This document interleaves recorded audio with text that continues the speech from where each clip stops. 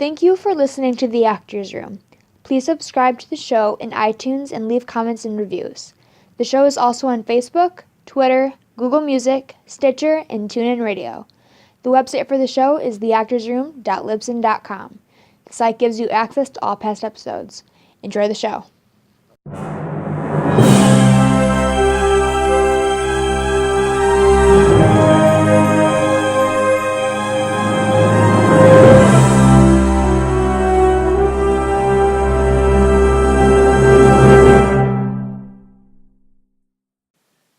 You're sitting in a restaurant, minding your own business. You have a nice cheeseburger in front of you and fries on the side. Then out of nowhere, a hand reaches over and takes a handful of fries. You flinch. You look. You see? Bill Murray. He grins and says this: "No one will ever believe you." Standing on the corner of the crosswalk. You're waiting to cross the street in the middle of Manhattan. Suddenly, a man puts his hands over your eyes and says, "Guess who?" You haven't played this game since you were in the 3rd grade. The voice sounds familiar. You turn around and are faced with, guess who? Bill Murray. He says, "No one will ever believe you." You even have to keep an eye on your treats while watching a flick at the movie theater, because Bill can be looming ready to take a handful of popcorn. And the punchline was always the same. Now, these rumors, for the most part, have been going on for years. And was this really happening? Did someone start this con job just, out of nowhere to gain some interest? Make it a story. But Murray seems spontaneous, cool, strange, all at the same time. Bill would be asked about these situations and say this, quote, "I've heard about that from a lot of people, lots of people. I don't know what to say. There's probably a really appropriate thing to say, but by God, it sounds crazy, doesn't it? Just so crazy and unlikely and unusual, right?" End of quote. Is it possible that Bill can show up during your bachelor party and make a toast? Is it possible he can show up at another party, crash it, then end up doing your dishes before he leaves? Is it also possible that you are taking a family photo in the park and suddenly Bill Murray stands in front of the camera, takes his shirt off, and rubs his belly? Yes, it is possible and has been confirmed by others. There is evidence of Murray singing karaoke with strangers and crashing parties. So awesome. What a trickster. Welcome back, everybody, to another episode of The Actors Room. My name is Jeff Tarowski, and today we're going to talk about just a crazy fun, very talented actor, Bill Murray. And it's been a week, a lot going on with my family. I don't want to get into it, but kind of stressed out. I'm actually on vacation this week. I took the week off. I usually take a week off in January, take down the Christmas tree, do some things around the house. But I kind of pushed it back, and I took this week here in February, and it's been great. Although a lot's going on in my personal life that I don't want to talk about, the week itself, being away from work, you need it. You need that mental break. Did a lot of resting, did a few things around the house.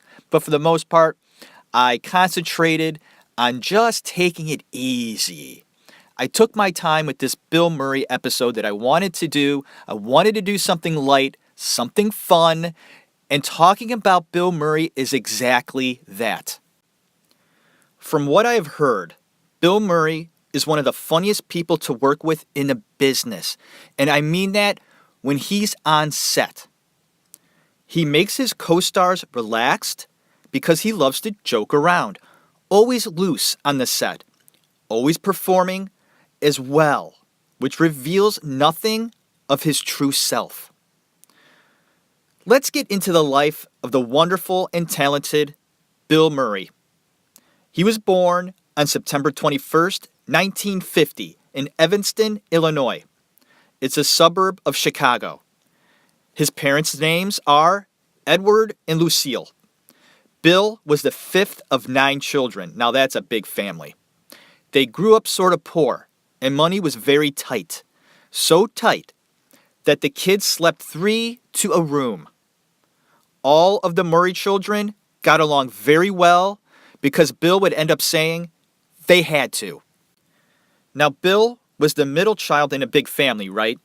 So it was hard to gain attention from his parents. And you could just think about that, take a moment and think about the fact that there are 9 kids in this family, and he's smacked down right in the middle of, 4 older children, okay, and then 4 younger children. And any of you that are part of a family that might have 3 kids and you're the middle child, I hear it's hard because, the older one gets a lot of, oh, you're older, a little bit more respect, you know more, you're sort of a mentor to your other siblings. And then you have the younger child who's the baby of the family, probably gets a little more, affection, so to speak. So you can only imagine how rough it was for Bill, being the middle of 9 kids.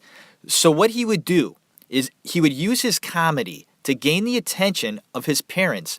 And if you think about this also, the previous episodes that I have done, Robin Williams, okay, and Heath Ledger, and Daniel Day, I think, was another good example. I think you can scratch Heath from that similarity, but Robin Williams can identify with this as well. Another comedian. He really took his comedy and his improv skills and used it to gain the attention of his mother. Now, he also wanted attention from his dad. His dad was sort of a very dry guy. He had a sense of humor, but for the most part, he looked like one of those guys that just needed a laugh. And Bill Murray would go ahead and give this to his dad. Bill would go on to say that getting a laugh from his dad was like winning a merit scholarship. It meant very much to him. 3 of Bill's brothers would go into show business as well, and I love this because I really like Brian Doyle Murray. His older brother got into the business before Bill, and he shows up a lot in Bill Murray movies, and he also shows up in almost anything National Lampoon did. You would see him as well. If you think about the Chevy Chase vacation movies, Brian Doyle Murray, I think, is in every single one. Not the same character, but he does appear in the movie. And I like him a lot. Now, his other 2 brothers are John and Joel. And actually, all of the brothers appeared in the film Scrooge together, the only time they were in the same movie. And John Murray, I think he's funny. One of my most favorite movies when I was a kid was called Moving Violations. The movie itself is kind of bad, but it's funny. And John Murray is great in that movie. Jennifer Tilly is in that movie as well.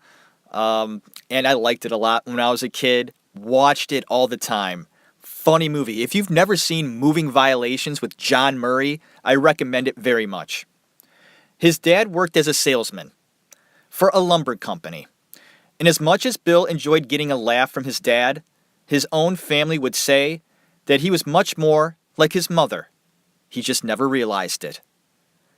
Bill's first performance came as the innkeeper in a Christmas pageant at St. Joseph's Grade School. He then attended Loyola Academy, where he appeared in the Cane Mutiny, and then auditioned for The Music Man. He got a small part of a dancer, and realized that this acting thing was pretty fun, plus you get to hang around a lot of girls.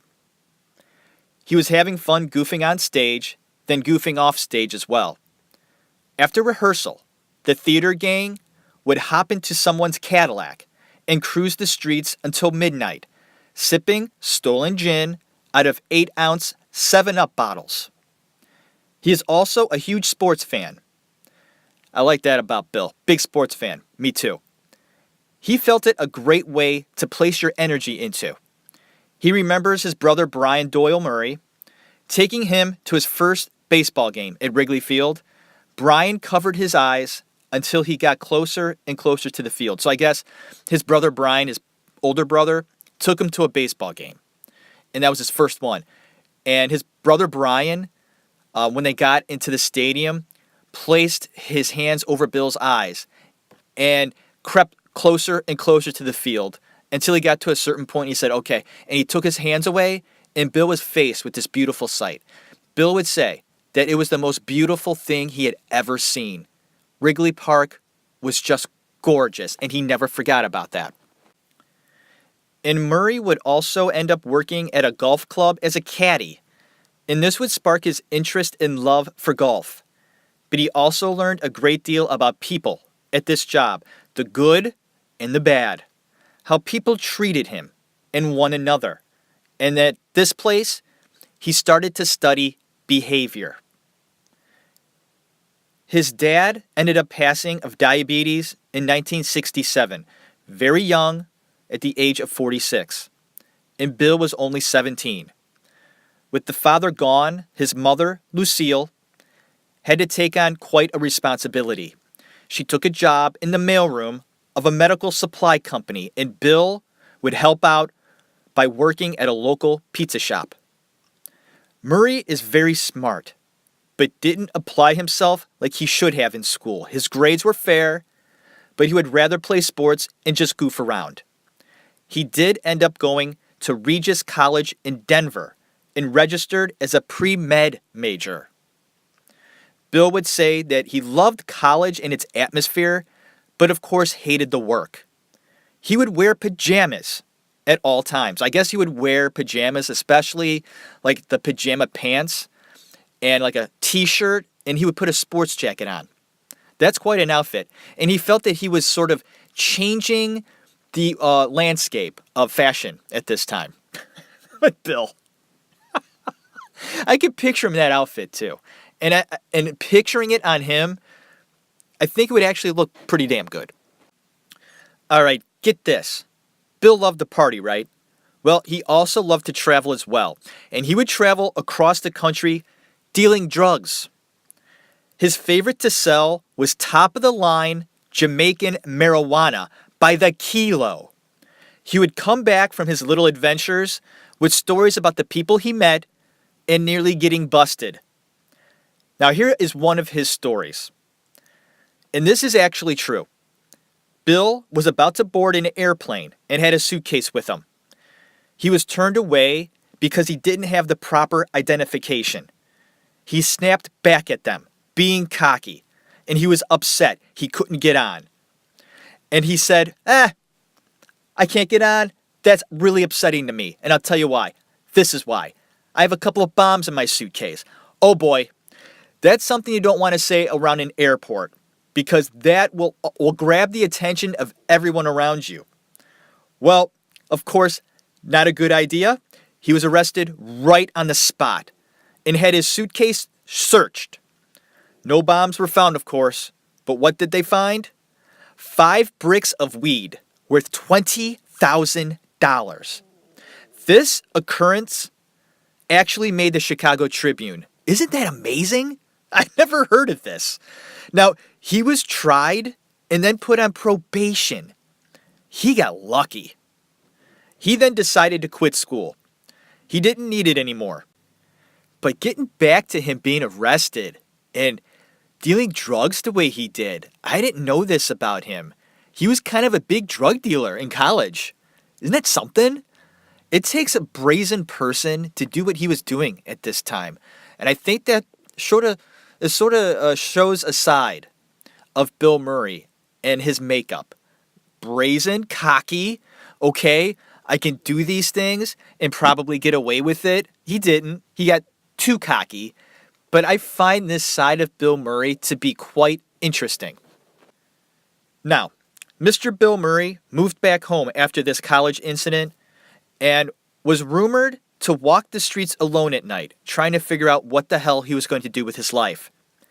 He would have many odd jobs, but nothing held his interest. He wanted so badly to make his mother proud. Bill found himself hanging around Second City in Chicago.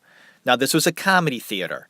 It was his brother Brian Doyle that started there, and Bill decided to give it a try. Why the hell not? Now, here we go. Bill would eventually make his way on the stage at Second City, and this is who he shared the stage with: John Candy, John Belushi, Harold Ramis, and Gilda Radner. Now that's a fucking group. He was taught by his mentor, Del Close, to not be afraid to fail on the stage.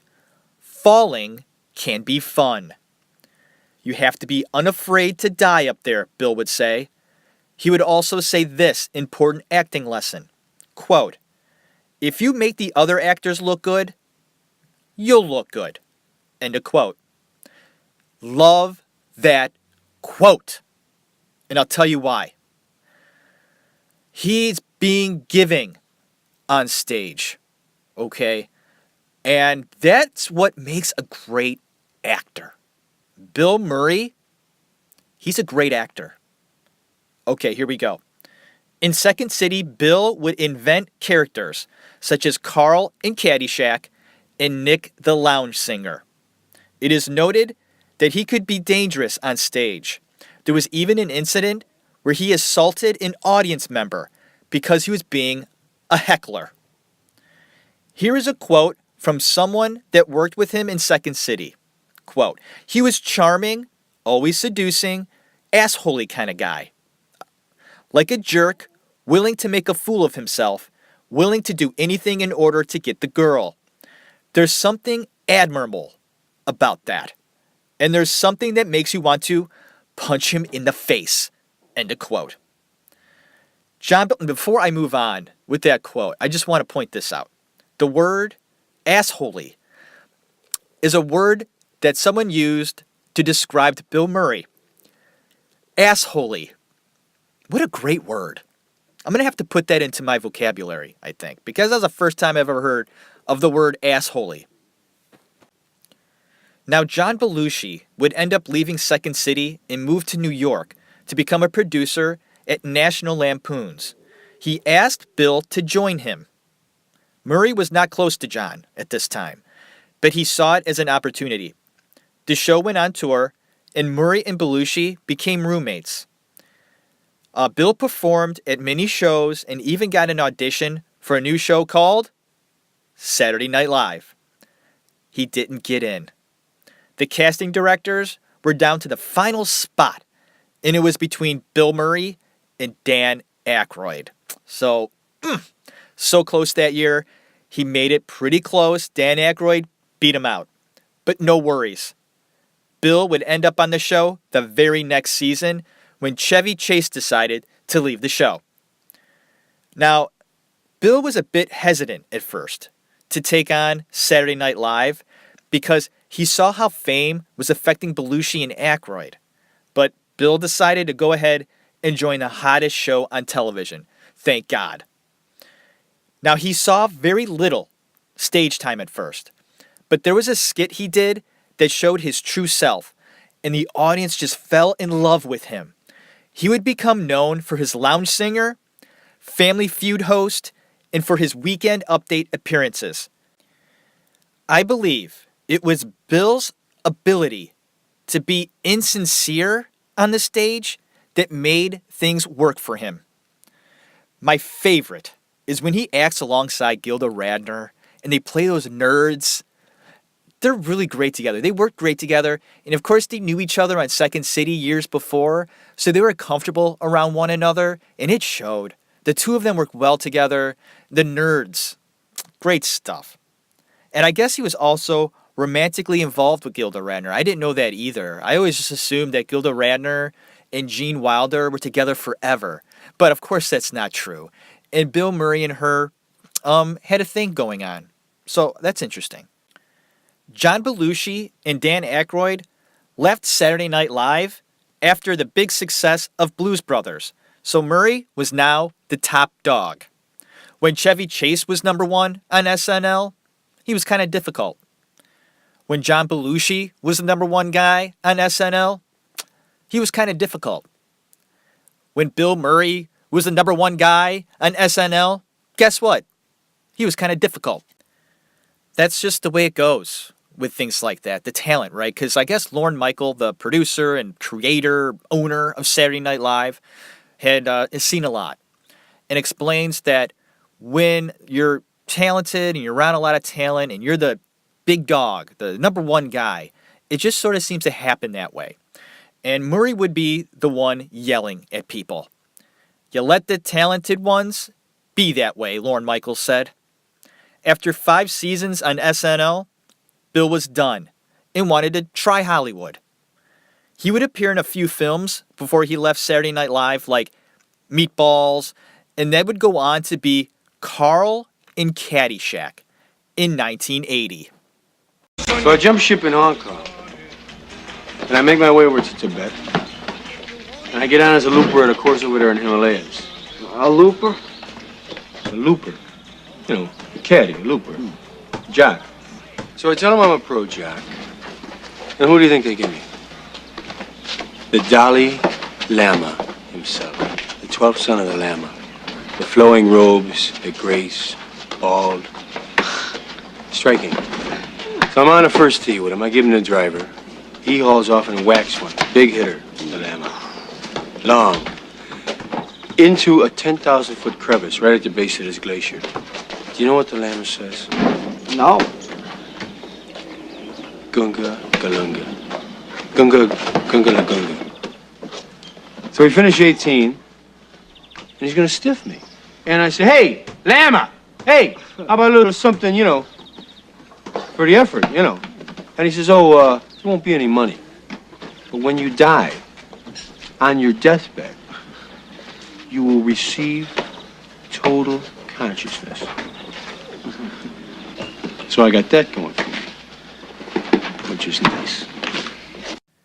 I watch this fucking movie all the time. Love Carl. What a fun character.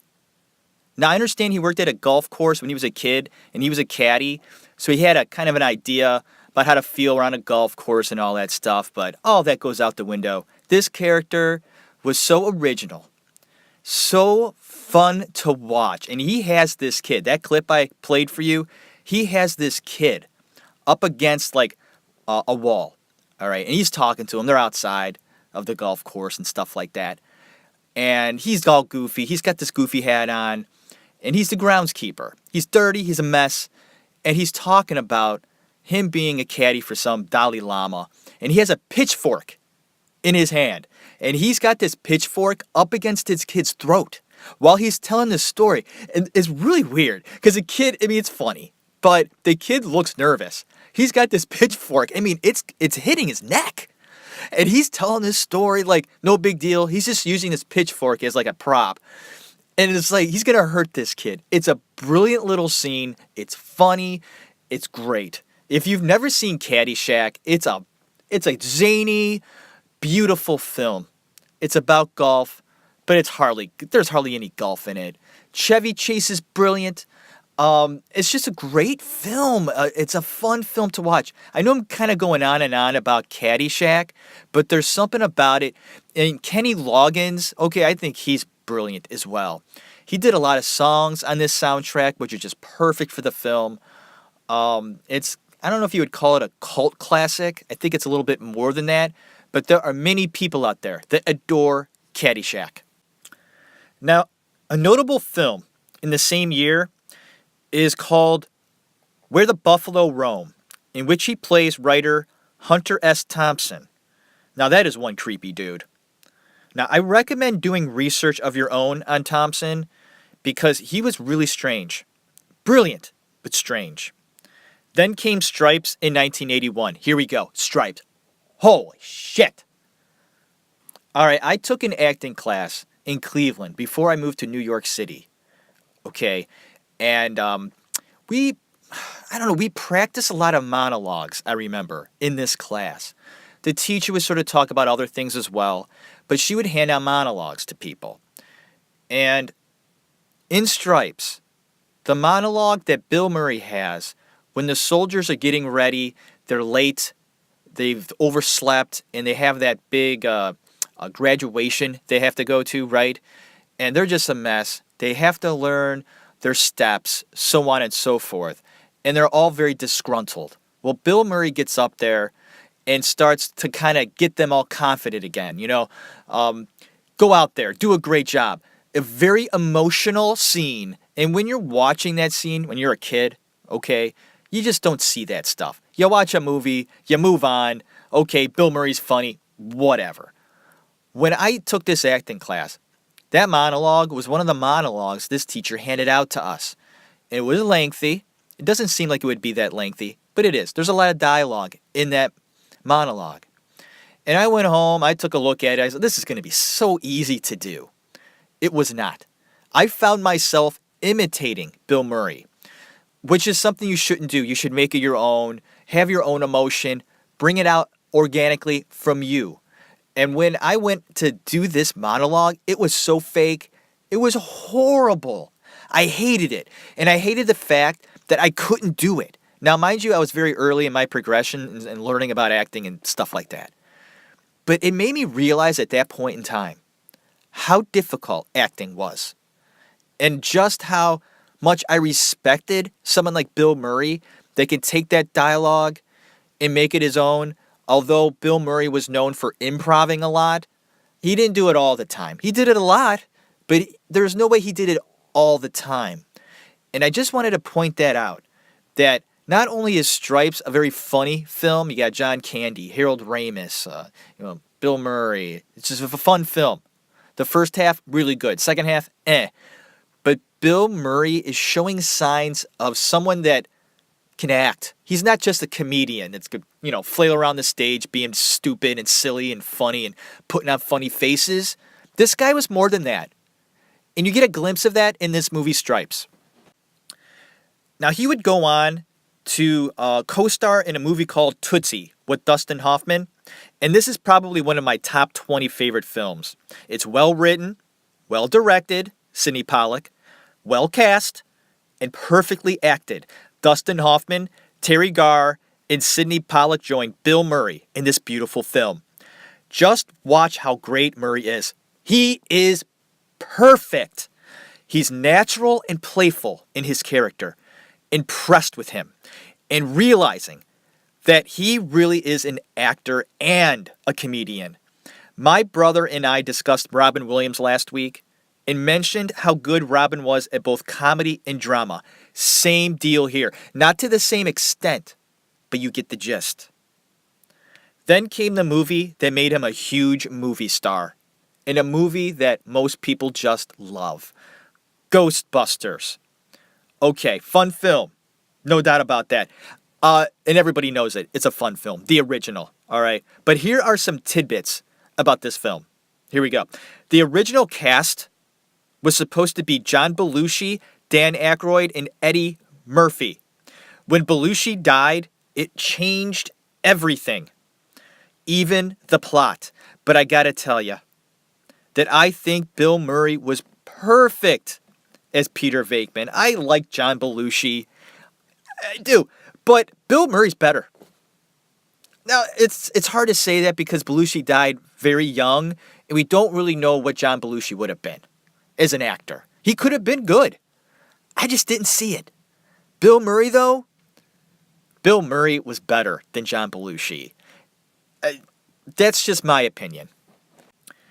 Now, I guess Bill Murray's dialogue in Ghostbusters was 90% ad-libbed. Ghostbusters was the highest grossing film until Home Alone came along. The Razor's Edge in 1984 is one of note. He attempted to try something different and was instrumental in getting this on the screen, but it wasn't a success. But you have to give him credit for trying to do something like that. Very dramatic role. It didn't do well, but props to Bill Murray. Little Shop of Horrors is next, and I like this one. It's a musical with who's that little guy that was in Parenthood I like very much. Oh man, I can't remember his name. Rick Moranis. Love Rick Moranis. And he has a really nice voice. Very surprised at that. You would also be pleasantly surprised with a lot of actors that have natural musical ability and have beautiful voices. Great example, Martin Short. You would never think it, but Martin Short has a beautiful voice. We went out to New York City when I was a kid and saw him on Broadway with Bernadette Peters in The Goodbye Girl. And we were just blown away. Are you kidding me? Martin Short? just a gorgeous voice. He had that theater Broadway tone. It was rich. It was full. And you think to yourself, my God, the talent on this man, Martin Short. But anyway, this is a musical, and I guess Bill Murray plays the guy, and I love this role. It's a small role. It's a cameo. Okay, Jack Nicholson did the original Little Shop of Horrors back in the day, and he played the same role. This character loves pain, and he loves going to the dentist, just like the rest of us, right? Wrong. But this character loved dentists and would find himself in the chair loving the pain. And this is a great scene between Bill Murray and Steve Martin. Steve Martin plays the dentist, and there's just gauze all in his mouth, and he's going in there, he's trying to rip his teeth out, and Bill Murray's like, more, and laughing and carrying on. It's just a fun scene. Okay, so moving on, we're going to talk a little bit about one of my favorite Christmas movies. I didn't see it this year. Damn it. It was just one of those times, you can't watch all the Christmas movies. You try, and it seems like there's always one you miss. Well, I missed Scrooge this year, and I was kind of pissed about it. I really liked the film. Bill Murray didn't like the final product. It was very disappointed. He claims that him and director Richard Donner did not get along and work well with the film. Murray felt the script was amazing, but it wasn't done right, and it bothered him. And I want to bring this up as well. This movie was the very first starring role for Murray since Ghostbusters. I guess he was going through some personal stuff and even considered quitting acting. Mr. Murray ad-libbed most of his lines. In a 1988 interview with Philadelphia Daily News, director Richard Donner discussed Murray's penchant for improv and described the experience of directing him as follows, quote, "It's like standing on 42nd Street and Broadway, and the lights are out, and you're the traffic cop," end of quote. Okay, because Mr. Murray has done so many films, I will touch on only the ones that stick out to me going forward. So I do apologize if I skip over a favorite of yours. What About Bob? 1991. What a movie. What a character. Bob Wiley. The best scene for me is when he's in the room with the kid, right? He has to sleep over because it's raining. So he's sharing the room with Richard Dreyfuss's son. And they got the beds all set up a certain way and all that stuff. And Bill Murray just plays this off-the-wall guy that's afraid of everything. He's just one of those guys that walk around thinking, my appendix can explode at any moment. And the world is just a dark place. And he gets involved with this family because he's a stalker and he stalks all of his doctors. Well, he stalks Richard Dreyfuss's character. And he gets in the home and starts to become part of the family. Richard Dreyfuss doesn't like this, but it's inevitable. It's happening. And in the process, okay, Bob Wiley starts to loosen up. It's working. Oh, man, it works so well because his character is just a lonely guy. He's afraid of everything. Everything's dark. And things start to brighten up for him, being a part of the family unit. And he's in the room with this kid. And it's kind of like the feel of it. It's like a sleepover. You got this guy. He has to be, around 55 years old, right? But he acts like a kid. And the scene builds up to where they're getting really deep in dialogue about death. And you can see Bill Murray the look on his face. I mean, he's just petrified at the thought of death. And he thinks about it all the time, and the kid's like, why are we here? And all this stuff. And they talk about their little fears. And then the very next scene, you see the Bill Murray's character and the kid, and they're just jumping on the bed, swearing at each other, so on and so forth, having a great time. Like they're two kids having a sleepover. My favorite part of the film. And I pointed that scene out because it shows Bill Murray's playfulness. And in the process of his playfulness, he shines. And his next project is most likely to be his most popular film, Groundhog Day. Harold Ramis, his good friend, and the one that he would, go on to act on stage in the very beginning of his career at Second City, directed this film and explained that he would try to tell Murray about a scene, and Bill would interrupt him and ask, "Am I good, Phil? Or am I bad, Phil? That's all I need to know." And Harold Ramis was, "Okay, fine. I'm trying to explain the scene to you, but if you just want to do it on your own, fine." And Harold Ramis would go on to say that there were many other actors that he considered for this role of Phil, but turned them down because they were too nice. And he needed an actor that had an edge to him. And Bill Murray was that guy. He had an asshole part to him. Just like I expressed earlier, that assholey factor, it was a trait. He had it, he used it, it worked. And although him and his buddy Harold had a lot of disagreements about things on set, about the film, Bill was very passionate about what he was doing. He gave a shit.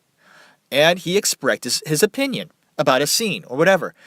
And I guess during this time in his life, he was going through a divorce at this time. So Bill was really into the project. He wanted to do it right. And I guess he was driving poor Harold Ramis absolutely crazy. He'd be calling him up in the middle of the night, early in the morning, discussing a scene, so on and so forth. And Ramis was just getting pissed. But maybe not pissed. Maybe that's the wrong word. Okay, because that's my opinion. Maybe he wasn't pissed. He was just getting frustrated and annoyed. So what did he do?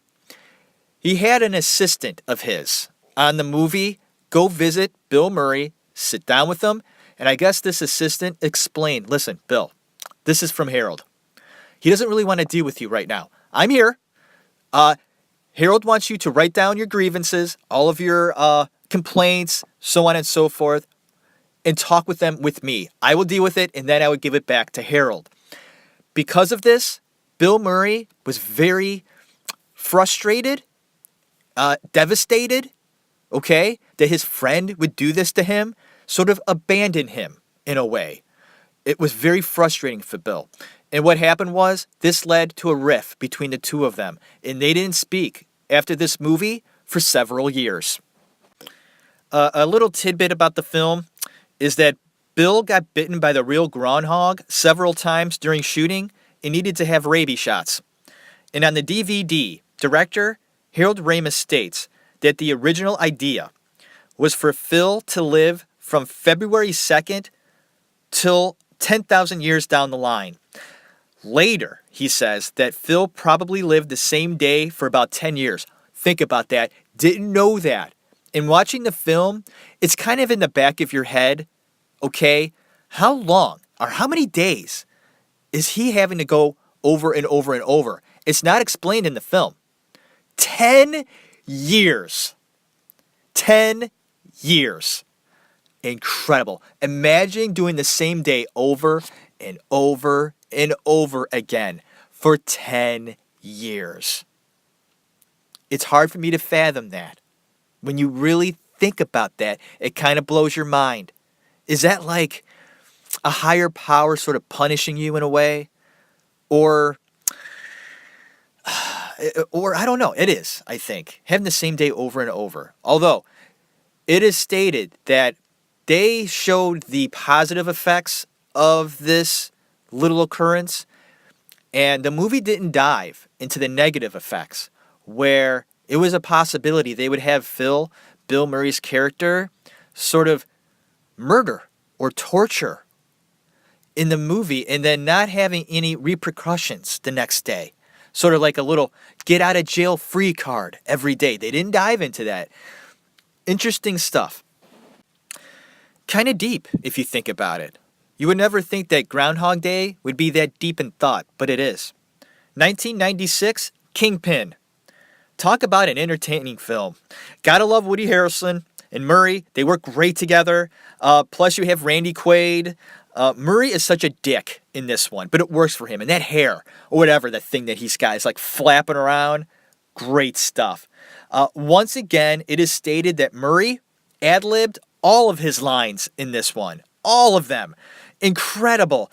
I guess he read the script once and then threw it aside and just got the general idea and went with it. The directors of the film, the Farrelly brothers, loved it. His ad-libbing was better than the script, they said.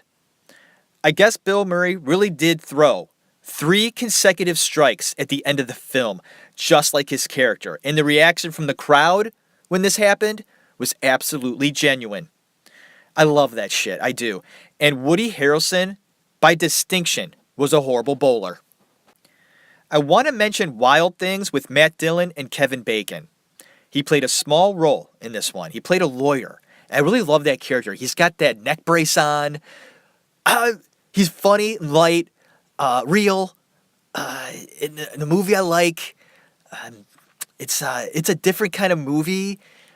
And we're going to get into all the weird movies that he's going to do with Wes Anderson. I mean, just weird.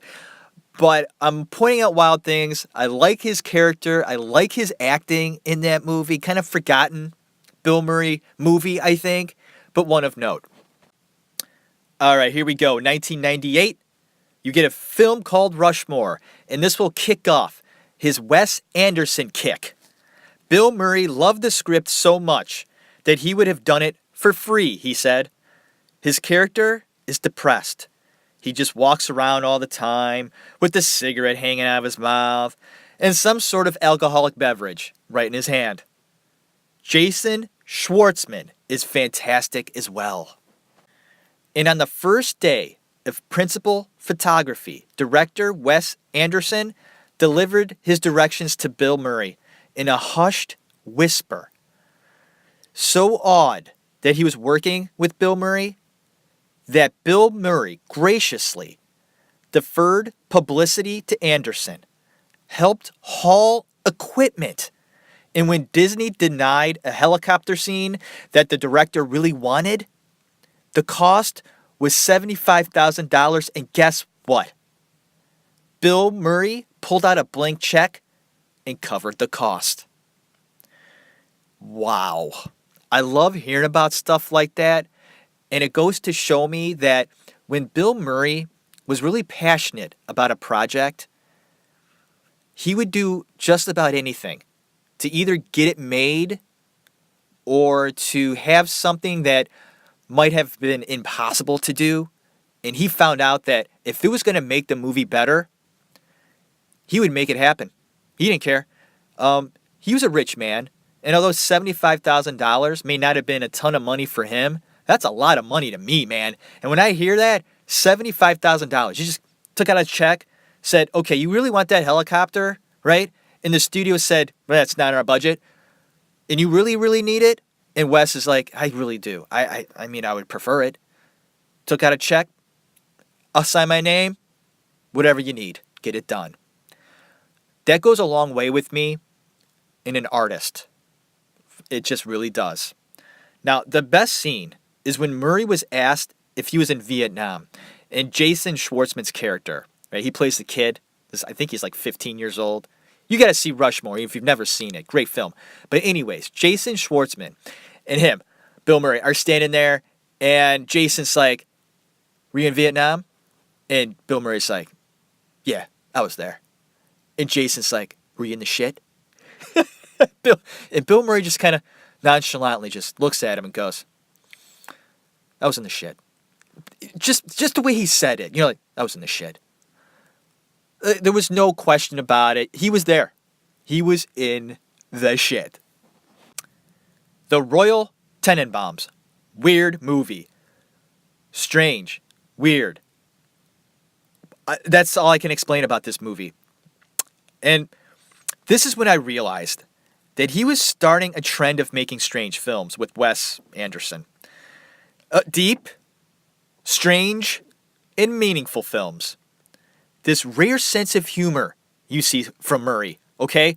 It switches up what you think about him when you see these films.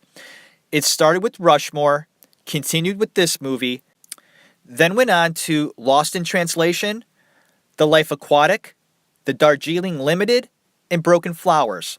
Now, the only two that were not done by Wes Anderson were Lost in Translation and Broken Flowers.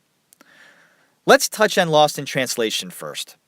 This was directed by Sofia Coppola, and it was a tremendous success, both at the box office and acclaimed by critics. Bill Murray suddenly was seen as a serious actor. I was not surprised at this. I believed that watching him in Stripes way back in the day, like I explained, that he was a fine actor, not just a comedian. And Mr. Bill Murray was nominated for Best Actor at the Oscars that year. But he didn't win. And it was a great performance. If he would have won, I would have not have been surprised. He wanted that Oscar so badly. Seeing Bill Murray stand up at that podium with an Oscar in his hand would have been just so enticing to see. I would have loved it. Just loved it. He means a lot to me. His acting means a lot to me. That might seem silly to some people, but Bill Murray, he's not a good actor. Yes, he is. And he wanted that Oscar. He could taste it. And I'm going to play a clip for you that shows a side of this. He's going to explain that he had an idea in his mind, what he was going to say if he won that Academy Award. Lost in Translation, nominated for an Oscar. Mm-hmm. Thought you were going to win it. I really did think I won all the prizes on the Yes, way I to know. it. I was, I mean, you were the guy. I had some funny things I was going to say. I was ready to go. I didn't have What were you notes or gonna anything. say? Oh, I was going to say, when I heard I'd been nominated with, and I named these other people, I thought I really had a pretty good chance. That was my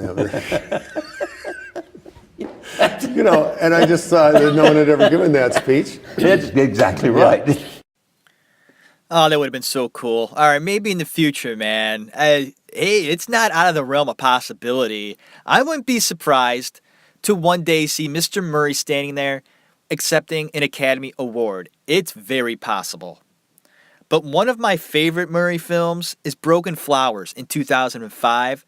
It co-starred Jessica Lange and Sharon Stone, two actresses that I love very much. Bill plays a lonely man that was recently broken off in a relationship. Now he's at a low and gets a letter explaining that he has a son that wants to get in touch with him. Now he's intrigued at this notion and now finds himself with a purpose.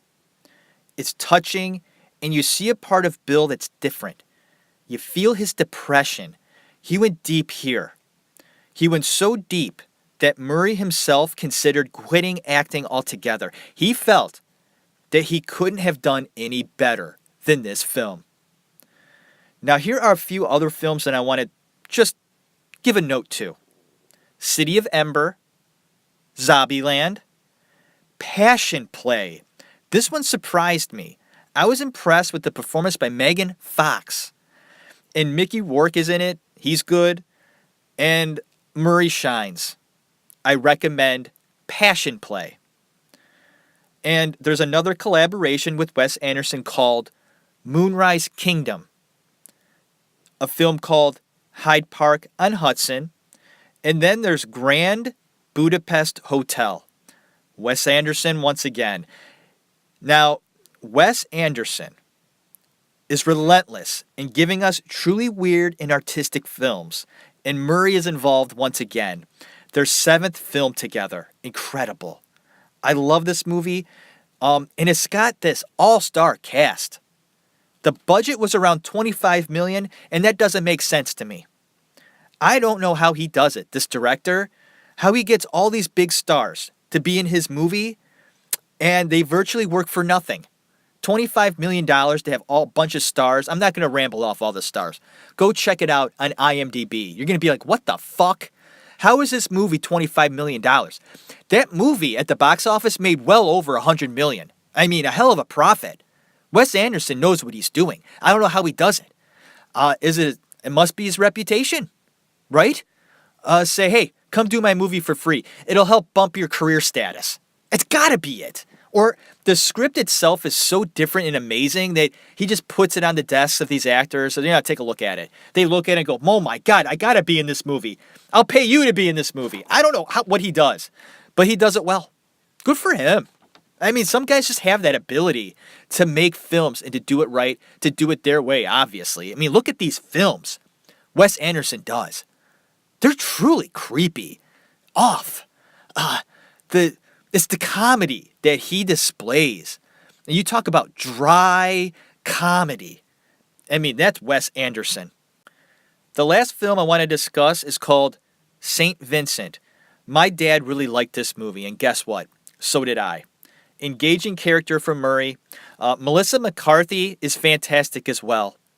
I saw a clip of Murray on the set of St. Vincent, and it's like behind the scenes stuff. I don't know where they got this clip. I found it. And you get to see him just the way he reacts to the crew, to Melissa McCarthy was in the scene. And it looks like they're sort of just setting the scene up, getting things in order, getting things put in place. So he's just kind of walking around and he's joking around. You can see the look on his face. He looks very content, very comfortable and playful. And Melissa McCarthy is there and she's sort of following him around like a little puppy dog and just reacting off of him, smiling, looking back, and just with the big smile on her face. You can tell that she's having a good time. She's probably learning a lot from Bill. And Bill just showed me in that clip how he is. When the cameras aren't rolling, he's having a good time. He's joking around. He's not all serious guy. He's having fun. God, I love Bill Murray. Thank you, Mr. Bill Murray, for being you. When I think of you, I think of a different kind of guy. A guy that doesn't, I don't know, act like everybody else. There's something refreshing about somebody that acts that way. The way he is, crashing parties, having fun, letting it out. He's a goofy guy, and he goes with it. He knows how goofy he is. He plays with it. He keeps people guessing. It's a game. And for him, it's the funniest game of all. For me, it shows you how he uses that playfulness in his work. And it's very serious to him. Although he may have fun on set and goof around, that doesn't matter. There are many actors that do that as well. But when the camera rolls, it's business time. And Mr. Murray gives us great performances. Try to prove me wrong. When you try and argue with me, oh, Bill Murray, he's not one of those top elite actors. I think he may very well be. So thank you, Mr. Murray, for going ahead and giving us so many great moments that we can look back on, watch your movies, sit back, relax, and enjoy your talent. I get it. And thank you for everyone else out there listening to this episode of The Actors Room, highlighting Bill Murray. I hope that all of you had a great week, are having a fantastic day. I'm going to go ahead and spend the rest of the day relaxing. I'm going to do some laundry. I might watch a documentary. I've been watching this documentary about Lewis and Clark. Really good. I think it's a Ken Burns production. He does some great stuff. And this documentary, I swear to God, it was like 3.5 hours long. But I enjoyed it very much. As I'm getting older, I'm finding like I have this keen interest now in history. When I was a kid, you didn't give a shit about that stuff. That's why I would really love to go back and visit Washington, D.C. again. Because I went there as a kid. My dad was great. And my mom, she was great. We would go out on vacations and go and see like not only Washington, D.C. We would go out to Gettysburg, Philadelphia, all those historic places. And when you're a kid, it's not the same. You know, I had fun. I'm not saying I didn't. But I think you get more out of it when you're an adult. So I'm kind of looking forward to going back to like Washington, D.C., Philadelphia, and really appreciating all that history. And so I might go down when I'm done with this episode of Bill Murray, sit down with like, laundry sprawled out all over the place and watch a documentary, enjoy the rest of my quiet time because the wife's working right now, the kids are at school, it's like the middle of the day. I have a few more hours of quiet time. And I might give the dog a walk, just enjoy myself. So I hope that you're having a relaxing day. And if you're not, I hope you have a relaxing evening. And in doing so, you do this simple thing, this simple action. You put in a movie. You put in a movie after a long week, like an action movie. You want to see some stuff blowing up? Put that movie in. Or you had a stressful week and you want to laugh? Put a comedy in. Put an Adam Sandler film in. Put a Chevy Chase movie in. Do whatever you have to do. Charlie Chaplin, Richard Pryor. There are so many comedians out there that just make you laugh, like a belly laugh, like really good stuff. Do that to yourself. Make it happen. Make yourself a drink. Put your feet up and enjoy the evening. Thanks once again. God bless you. Have a good one.